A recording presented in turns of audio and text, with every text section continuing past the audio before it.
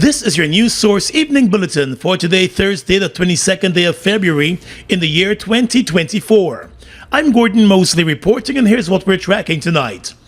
In what could be seen as a major win for the Guyana Teachers Union, the High Court this afternoon granted 2 conservatory orders, restraining the government from cutting the salaries of the striking teachers and also blocking the government from moving ahead with a decision to discontinue the deduction of union dues from the salaries of teachers on behalf of the union. The orders were granted by Justice Sandal Kisoon and are to remain in place until the determination of the substantive matter before the court, which was filed by the GTU. Justice Kisoon granted the conservatory orders in response to an oral application by the GTU's attorney Darren Wade for the status quo to be maintained pending the hearing and determination of the substantive case brought by the union, challenging the actions of the government. Mr. Wade told the court that the fundamental rights of teachers, including their right to protest and engage in strike action, were at stake, given the decision of the government to deduct their salaries for engaging in industrial actions. He also argued that the decision by the government to discontinue the deduction of the union dues on behalf of the GTU as a result of the strike was a clear case of discrimination. But the Attorney General Anil Nandlal vehemently objected to the application sought by Wade, telling the judge that the application lacked merit and the orders ought not be granted by the court. Citing several cases, the Attorney General argued that while Guyanese, in this case teachers, have the freedom to strike under the Constitution, they do not have the right to strike. He said freedom provides that option, and once the option is taken to engage in strike action, there are likely to be consequences, and one such consequence would be the deduction of wages for days not worked. The Attorney General submitted that no work equates to no pay and applies to the terms of employment for employees, in this case the teachers. But even as the Attorney General sought to convince the court that the orders should not be granted, Justice Kisoon interjected, telling the Attorney General that at the time the court was dealing strictly with the conservatory orders sought and not a substantive case. Throughout the hearing, the High Court judge sought a commitment from the government through the Attorney General for the status quo to be maintained, pending the conclusion of the substantive matter. The judge, in seeking the commitment, proposed that the hearing of the substantive matter be brought forward. But the Attorney General told the court that he could not give any such undertaking, given that he had no such instruction from the government. It was then that the High Court judge indicated that in the absence of such a commitment, he would have to preserve the status quo by granting the conservatory orders in favor of the Guyana Teachers Union. Outside of the courtroom, Attorney General Nandlal maintained his position that the case before the court has no merit. I spent a long time demonstrating to the judge that the case that is before the court has no merit, that the 2 conservatory orders that are being sought are going to fail. They cannot be granted in the final analysis. And if they cannot be granted in the final analysis, as the law doesn't support their application, then how can they be granted as an interim measure? The judge felt that he wanted to keep the status quo present until the case is concluded, and he felt compelled to grant the orders. Further, the Attorney General said if teachers are withholding their service by striking, the government should not be paying them. That the law allows the government, in this case the employer, to deduct pay when labor is not produced in a contract. You see, it's labor for money. If you withhold your labor, I must be allowed to withhold my pay. And I believe that a conservatory order in that instance, which compels the government to pay when the teachers are not providing their labor, is wrong. And asked why he was reluctant to offer a commitment to maintain the status quo, Mr. Nandlal in response said there was no commitment from the union to end the strike, and the government should not be compelled to pay the teachers who are striking. I also asked for an undertaking. The judge wants an undertaking for us to stop the payment the deduction from taking place. And I say I have no problem with that if the teachers will go back to the work. However, Justice Kisun, in granting the orders, said the court would be relegating from its duty if it did not grant the orders in the absence of an undertaking from the government, as he too cited a number of cases in favor of his decision. Attorney Darren Wade praised the decision of the court, telling reporters that it was important to safeguard the fundamental rights of teachers to property, and in this case, their salaries. Well, our contention is that the right to property, the right to your salary is a right to property, and we believe that right will be impinged. GTU President Mark Light, who sat throughout the court hearing, said he was satisfied with the conservatory orders being granted. We are satisfied with the first ruling of the judge, simply because that is why we brought the matter to court, because we do not believe government acted in fairness to the teachers of Guyana. The act was vexatious in terms of deducting or not deducting dues, and we've also learned that they have given instructions to deduct salaries.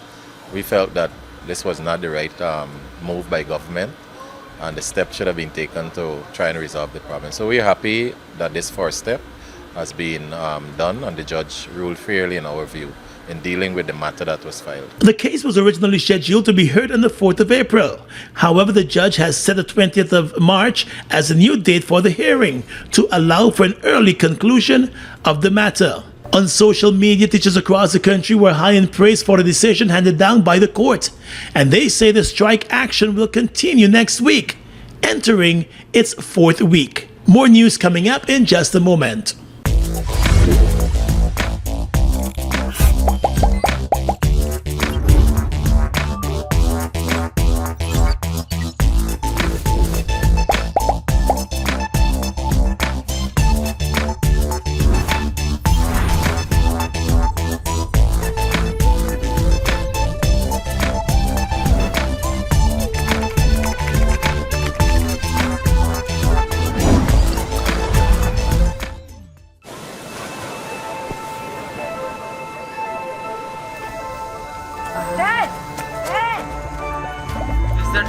आप लोगों को नजर आ रहा है?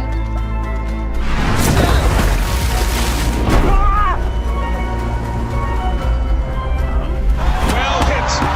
Away it goes. That is a ridiculous. Look at this.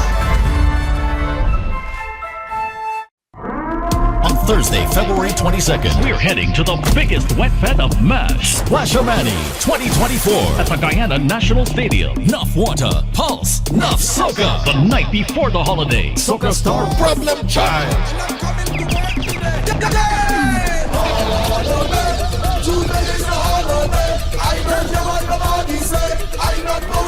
Ola Tunji.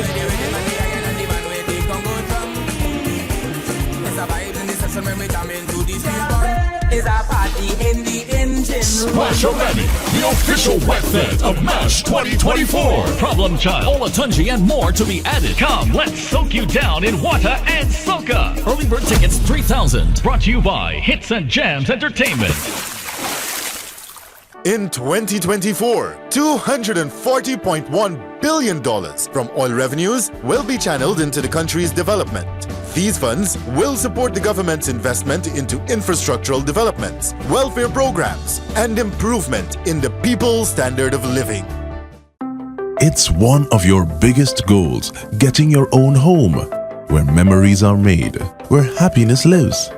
You may feel that home ownership or renovation is beyond your reach, but we at Republic want you to know that there's always a way. Ask us about our suite of mortgages. Let's help make your housing wishes come true. Or advise on how the equity in your existing home can finance other dreams and goals. Call or go online to learn more. Bust the flavors. We're full of flavors. Bust the flavors, that my crave for. We're full of flavors. Tell your neighbors about the bust the flavors. Grab a bust the flavors. Yeah, thirst buster. Grab a buster. Bust the flavor, taste the savor. Bust the flavors. Bust the flavors.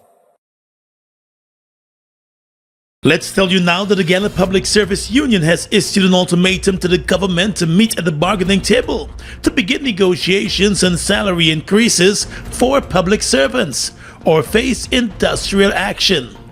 In a statement today, the GPSU highlighted the government's refusal to engage with the union on salary and non-salary issues since it came to office more than 3 years ago. The Public Service Union maintains that the government has been breaching its obligations under the law.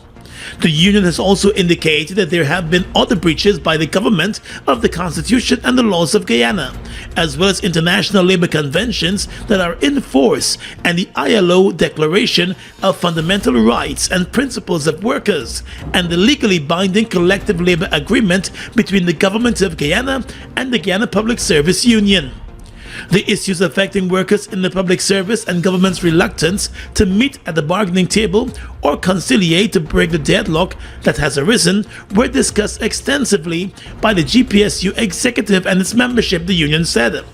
It noted that it will continue to engage its members on the matter over the coming days through a committee which has been established to ensure that the GPSU is mobilized and all grievances and procedures on the existing agreement are followed. The union recently raised its voice in criticism of the government and its imposition of that 6.5 salary increase for public servants. The union wants the government to return to collective bargaining, but said the government must first stop treating unions as if some are for government and others are for opposition, and negotiate on behalf of the people. Since taking office in 2020, the Irfan Ali government has not engaged with the union on salary or non-salary issues. The GPSU has accused the government of putting foreign investors before its own workers. As we reported earlier, the GPSU issued an ultimatum today for the government to meet at the bargaining table to begin negotiations on the salaries for public servants or face industrial action. But at his press conference today, Mr. Jagdeo said that strike will be met with resistance. I think it's opportunistic, it's convenient, it's linked with what I said before, that with a connection with APNU, it's going to be if they call a strike, it's going to be political, and therefore we'd have to deal with it accordingly. According to the Vice President, the GPSU and the Chief Labor Officer have been in contact as recent as yesterday, and therefore he sees the ultimatum as opportunistic. He said the same issue of conciliation raised by the Public Service Union is also before the court. So they went to the court on the same matter, and that they are now raising about conciliation and to direct the ministry to engage with them.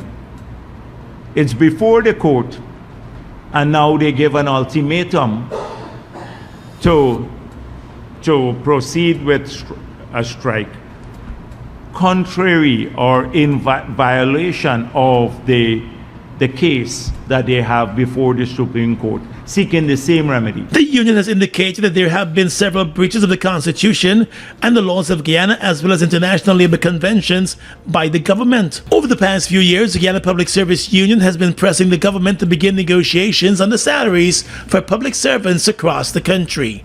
The government has not been budging in that direction. At the most critical life-changing moments, the National Insurance Scheme is here to ensure that your needs are covered. Access reimbursement for medical expenses for various aspects of your medical care. We know that eye care is of utmost importance. Receive assistance with our Spectacle Care voucher. Visiting the dentist? Dental care is also covered under our sickness benefit services. Offset the funeral expenses of a loved one with costs covered by our funeral benefits. National Insurance Scheme. We're there every step of the way.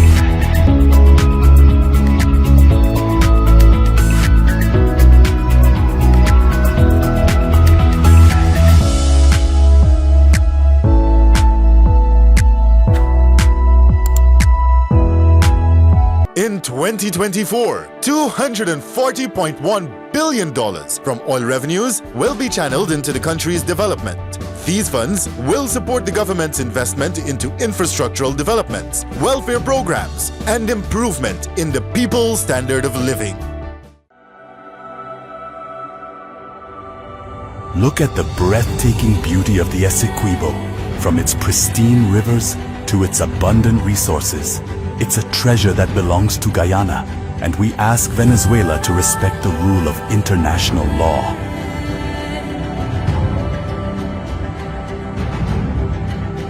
Our commitment to this land is not just about ownership. It's about preserving its beauty and resources for our people and future generations. The controversy between Guyana and Venezuela was settled internationally as full, perfect, and final in 1899. Essequibo belongs to Guyana.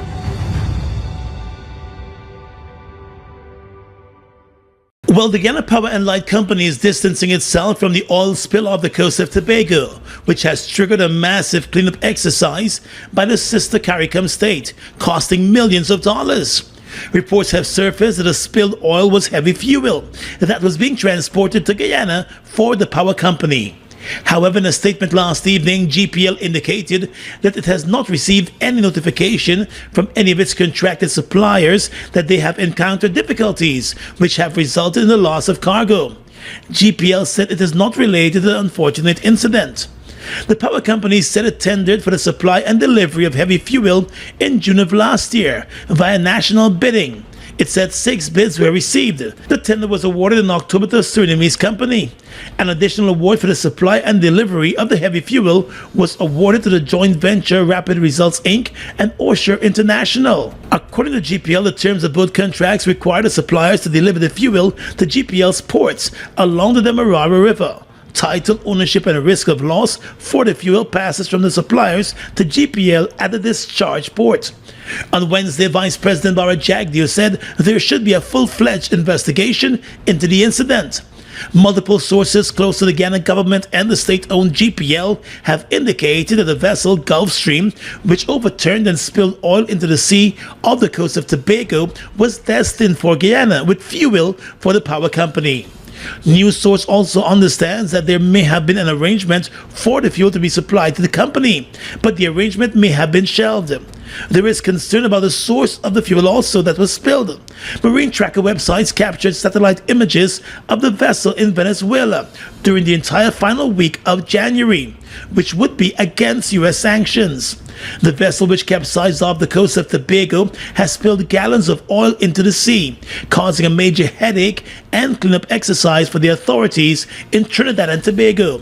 Both Guyana and the Twin Island Republic are investigating the incident, since the crew of the vessel and a barge that was accompanying the vessel that overturned are still to be located.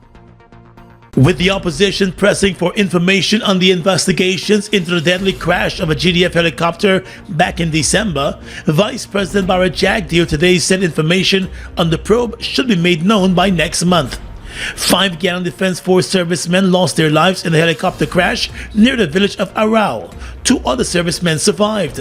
The Guyana Civil Aviation Authority is leading the investigations into that deadly crash. At a press conference today, Vice President Jagdeo said the helicopter's black box, which is a voice and data recorder, was sent to the U.S. National Transportation Safety Board in Washington for analysis. The black box was sent up in December to the U.S. If he had only called civil aviation and found out, and they have scheduled a readout of the black box for next month, March, and they've invited our representatives to be there at the scheduled readout of the black box.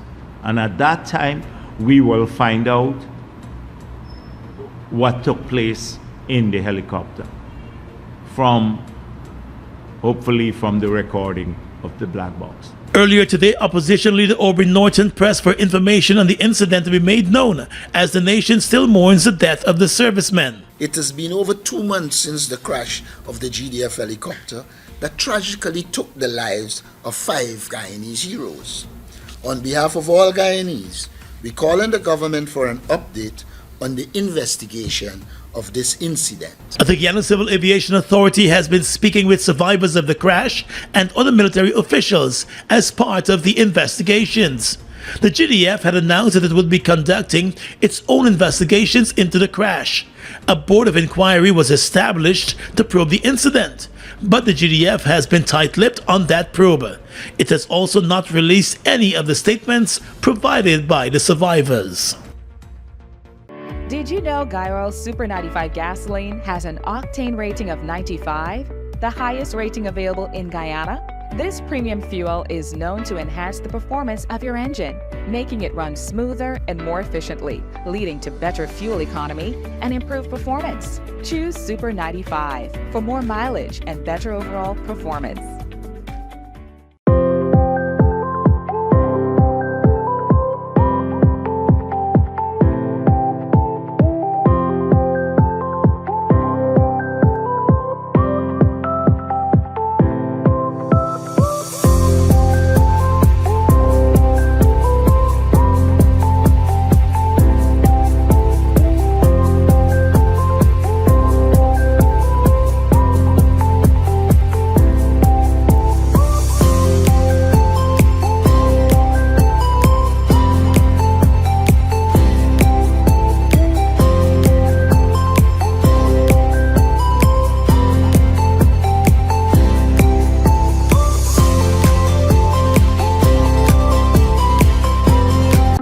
It's one of your biggest goals, getting your own home, where memories are made, where happiness lives. You may feel that home ownership or renovation is beyond your reach, but we at Republic want you to know that there's always a way. Ask us about our suite of mortgages. Let's help make your housing wishes come true. Or advise on how the equity in your existing home can finance other dreams and goals. Call or go online to learn more. Bust the flavors. We're full of flavors. Bust the flavors that me crave for. We're full of flavors. Tell your neighbors about the bust the flavors. Grab a bust the flavors. Yeah, thirst buster. Grab a buster. Bust the flavor, taste the savor. Bust the flavors. Bust the flavors.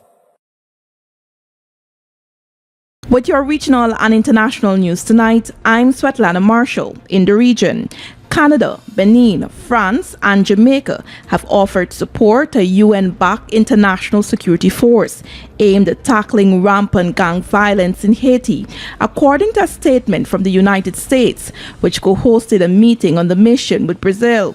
Reuters, in a report, said Washington has pledged $200 million to fund the multinational security support MSS, which Kenya stepped forward to lead last year. U.S. Secretary of State Antony Blinken gathered officials in Rio de Janeiro, where foreign ministers of the G20 group of developed nations are meeting this week, and urged support for the initiative.